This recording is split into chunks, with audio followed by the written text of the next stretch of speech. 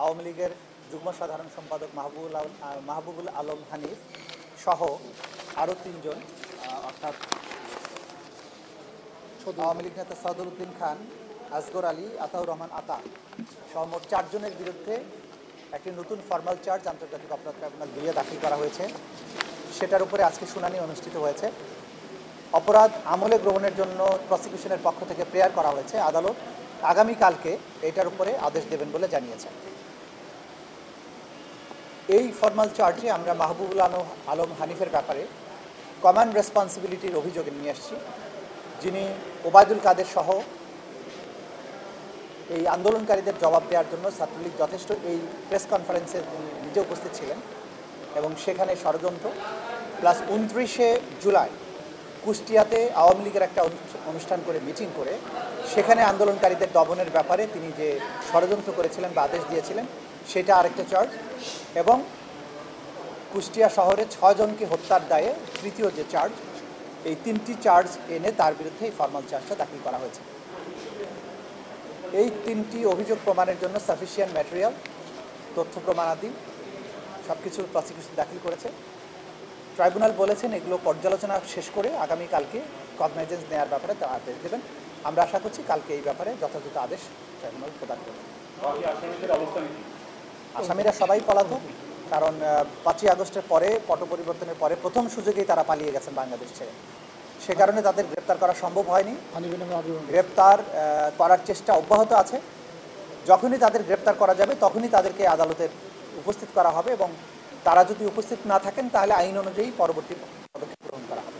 2-3 দিন আগে বরিশালে আইন উপদেষ্টা বলেছেন যে আওয়ামী লীগের কার্যক্রম নিষেধের বিষয়ে আপাতত বা খুব শীঘ্রই এই নিষেধাজ্ঞা উঠছে না। তিনি বলেছেন, পরের অংশে বলেছেন যে তাদের বিরুদ্ধে ট্রাইব্যুনালে বিচারের ব্যবস্থা নেওয়া হয়েছে, পদক্ষেপ নেওয়া হয়েছে।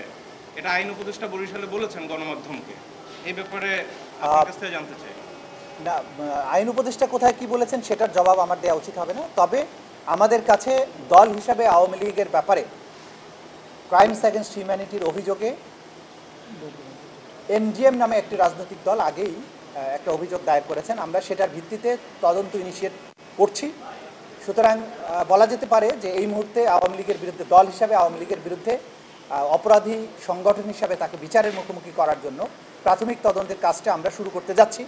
সেটা যদি পুরো দমে শুরু হয় তখন আমরা বলতে পারবো আপনাদেরকে যে আওয়ামী লীগের বিচারের মুখোমুখি হওয়ার ব্যাপারটা কতদূর আছে। হ্যাঁ, অভিযোগ এসেছে, এটা আমরা এখন গুরুত্ব দিয়ে এটা যাচাই বাছাইয়ের কাজটা করছি। খুব সহসাই আনুষ্ঠানিকভাবে তদন্ত শুরু হবে। এই মুহূর্তে এই সাফল্য ব্যর্থতার খতিয়ান দেওয়ার জন্য আমি দাঁড়াইনি। একটা উপযুক্ত সময় এই বিষয় নিয়ে আপনাদের সাথে কথা হবে। দেখা যাক, এই মাসেই হয়তো আমরা উল্লেখযোগ্য কিছু অগ্রগতি দেখতে পাবো। খুব সহসাই সেগুলো আপনাদেরকে আমরা জানাতে পারবো। অনেকগুলো মামলার ট্রায়াল চলছে, বেশ কয়েকটি মামলার ট্রায়াল শেষ পর্যায়ে আছে, এবং যখন প্রথম জাজমেন্টটা আসবে তখন আপনারা বুঝতে পারবেন যে 1 বছরে আমরা কতটুকু কাজ করেছি। আরও আগামী এই সপ্তাহের মধ্যেই বেশ কিছু গুরুত্বপূর্ণ ঘটনা ঘটবে আমাদের মামলার রিলেটেড। অনেক বড় বড় মামলার বেশ কিছু চার্জশিট দাখিল হবে, ফর্মাল চার্জও দাখিল হবে বলে আমরা আশা করছি। যে বিষয়গুলো নিয়ে জাতির মনে প্রশ্ন ছিল, জাতির মধ্যে একটা প্রচণ্ড রকমের আকাঙ্ক্ষা আছে যে এই মানুষগুলো যারা গত 15 বছর ধরে গুমের সাথে জড়িত, মানুষকে এক্সট্রা জুডিশিয়ালি কিল করার সাথে জড়িত, তাদের বিচারের যে কাজটা সেটা কত দূর এগিয়েছে সেটা জানার আগ্রহ ছিল। সেই কাজগুলো আমরা গুছিয়ে এনেছি। 2-1 দিনের মধ্যে আমরা সেই অগ্রগতিটা আপনাদের মাধ্যমে থেকে জানতে চাই।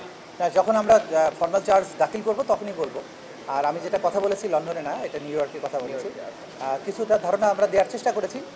যেদিন আমরা তদন্ত রিপোর্টটা হাতে পাবো এবং ফর্মাল চার্জ যেদিন দাখিল করব সেদিন আপনাদেরকে ডিটেইল, সেদিন আমরা হয়তো আলাদাভাবে একটা প্রেস কনফারেন্স করে ঠান্ডা মাথায় আপনাদেরকে এভিডেন্সগুলো তুলে ধরবো যে আসলে কী হয়েছিল।